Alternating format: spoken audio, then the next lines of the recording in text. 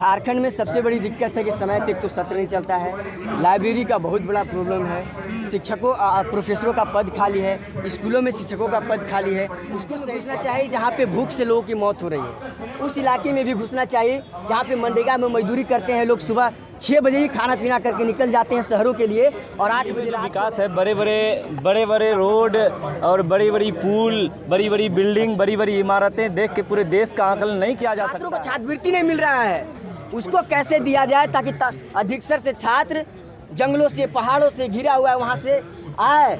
Cycle दे लोगों को, cycle मिलना बंद हो गया है। कई सालों से झारखंड के छात्राओं को साइकिल नहीं मिल रहा है, पढ़ना बंद कर दिए हैं। कोरोना काल में आप देखिएगा तो झारखंड के छात्र डायरेक्ट शिक्षा से वंचित हो गए क्योंकि उनके पास लैपटॉप नहीं है, रिचार्ज के पैसे नहीं हैं, एंड्रॉइड फ़ोन नहीं है, तो कैसे उस शिक्षा में शामिल हो पाएंगे। अगर नहीं है तो छात्र शिक्षा से वंचित हो रहे हैं और इस सरकार की मंशा है कि अगर छात्र पढ़ेंगे नहीं तो सस्ती दरों पे मजदूर बनेंगे और इसके खिलाफ हम हैं। ये तमाम छात्र जो आए हैं अलग अलग विश्वविद्यालय से, अलग अलग देश राज्यों से, वो छात्र इसका विरोध कर रहे हैं और झारखंड के भी स्टूडेंट विरोध कर रहे हैं। झारखंड के अलग अलग जगहों से 7-8 विश्वविद्यालय से लोग आए हैं। तो यही है मांग हम लोग को कि एनईपी रद्द हो। जिस प्रकार से सरकार अपने संसद में, अपना पार्लियामेंट में नई शिक्षा नीति लागू किया है, तो हम छात्र आए हैं अपने पार्लियामेंट में हम लोग ये कर रहे हैं कि आपने तय कर दिया है कि नई शिक्षा नीति लागू करेंगे,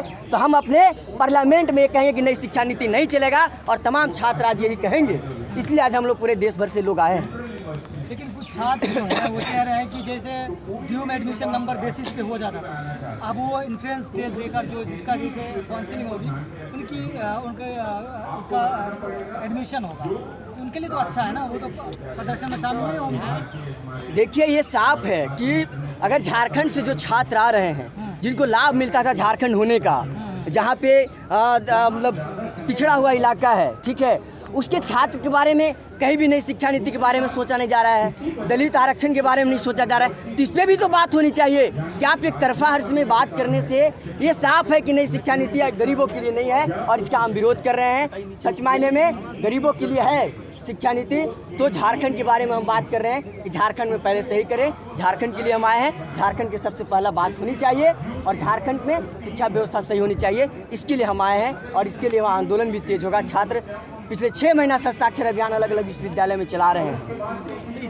इससे पहले झारखंड सरकार के खिलाफ आप तमाम स्टूडेंट्स ने प्रोटेस्ट किया या नहीं किया, या डायरेक्ट यहाँ आ गए? हाँ, लगातार प्रोटेस्ट हो रहा है। हम लोगों ने विधानसभा के दौरान झारखंड सरकार को भी बोला कि आप अपने सत्र के दौरान एनईपी को खारिज कीजिए और अपने नए तरीके कानून बना के झारखंड के बेहतर शिक्षा के लिए सोचिए, नहीं तो झारखंड के छात्र अपनी सड़कों पे उतरेंगे और लगातार उतर भी रहे हैं। पॉलिसी के तहत सरकार कह रही है कि तमाम वो लोग हैं जो गरीब छात्र हैं उनको हम क्रेडिट कार्ड देंगे एडमिशन जब हो जाएगा, तो उनको तो फायदा है ना जो पढ़ना चाहते हैं। अच्छा, आपको क्या लगता है कि झारखंड के छात्र पढ़ना नहीं चाहते हैं? जहाँ पे जंगल पहाड़ों में बिजली नहीं है, जिस इलाके में नेटवर्क नहीं है, उस इलाके के क्या लगता है कि छात्र नहीं पढ़ना चाहते? उनको सुविधा मिलेगा तो नहीं पढ़ेंगे। ठीक है, क्रेडिट कार्ड दे रहे हैं, उस इलाके की आप लोग क्या सोच रहे हैं? उस इलाके के लिए आप सोचिएगा ना, कुछ झारखंड के बारे में तो सोचना होगा ना आपके लिए।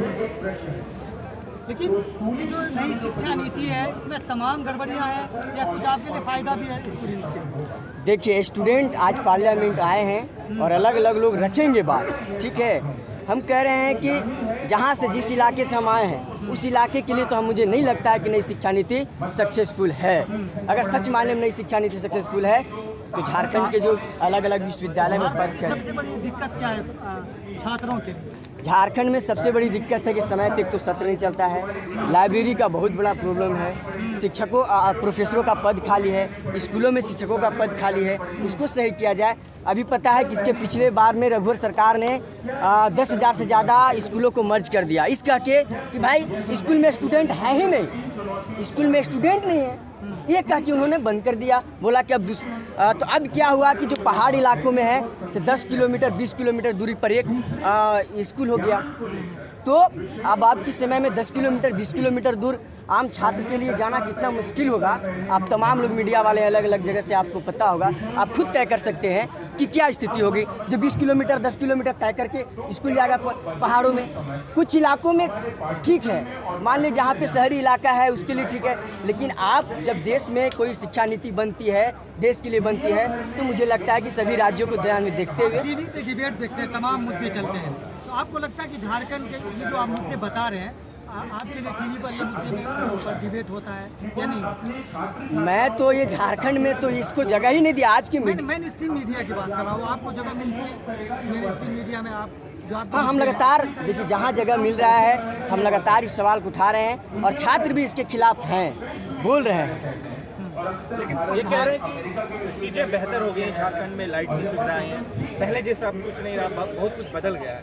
आप पुरानी चीज़ों को लग रहा है कि उसी को गाना गा रहे हैं, रिपीट कर रहे हैं। ऐसा लग रहा है तो मुझे लगता है कि आप तमाम पत्रकारों को झारखंड में जाना चाहिए और उस इलाके में घुसना चाहिए जहाँ पे भूख से लोगों की मौत हो रही है। उस इलाके में भी घुसना चाहिए जहाँ पे मनरेगा में मजदूरी करते हैं लोग, सुबह 6 बजे ही खाना पीना करके निकल जाते हैं शहरों के लिए और 8 बजे रात को लौटते हैं और बच्चों को रिचार्ज के लिए पैसा भी नहीं दे पाते हैं, स्कूल में भी नहीं भेज पाते हैं। तो मुझे लगता है कि तमाम पत्रकार बंधुओं को उस इलाके में भी जाना चाहिए। हेमंत सोरेन ने झारखंड के जो प्रतिभा बच्चे हैं, प्रतिभाशाली या उसके लिए एक स्पेशल बजट कुछ किया, उत्साहित प्रोत्साहित राशि उसको बोला जा रहा है, वो भी दिया है। तो क्या उससे चीज़ें बेहतर नहीं हुई? उसी चीज़ें कुछ लोगों के लिए बेहतर होगी, लेकिन अधिकतर को लिए तो बेहतर नहीं हो पा रहा है। लेकिन प्रधानमंत्री मोदी जी कह रहे हैं कि ये शिक्षा नीति जो है देश में आया हुआ है, इससे देश के आम बच्चे हैं, जो गरीब बच्चे हैं, उनको बहुत फायदा होने वाला है। तो आप लोग विरोध क्यों कर रहे हैं? तो हम तो बोल रहे हैं कि मोदी जी बोल रहे हैं तो कैसे होगा, उस पर तो बात नहीं कर रहे हैं। हम कह रहे कैसे होगा। अभी तक वो नई शिक्षा नीति अभी झारखंड में बोल रही है कि हम लागू करेंगे, लेकिन इसको कैसे सही होगा इस पर तो कोई बात ही नहीं कर रहा है। सर एक मिनट, ऐसा है ना कि दिल्ली का विकास देख के पूरे देश का विकास नहीं, दिल्ली में जो विकास है, बड़े बड़े रोड और बड़ी बड़ी पुल, बड़ी बड़ी बिल्डिंग, बड़ी बड़ी इमारतें देख के पूरे देश का आकलन नहीं किया जा सकता है। दिल्ली में अगर विकास है तो इस देश के अंदर जो है, इस देश के अंदर भुखमरी का कगार है। गांव के अंदर जाके देखिए, स्कूलों कॉलेजों के अंदर आके जाके देखिए। हमारे हम बता दे रहे हैं, हम बिहार से आए हुए हैं और हम ललित LNMU मिथिला यूनिवर्सिटी के BC जो हैं, उन भ्रष्टाचार का आरोप लगा हुआ है, केस चल रहा है, फिर भी वो पद पे बने हुए हैं। तीन यूनिवर्सिटी, 4 यूनिवर्सिटी के BC बने हुए थे और अभी जो है हो गया ठीक।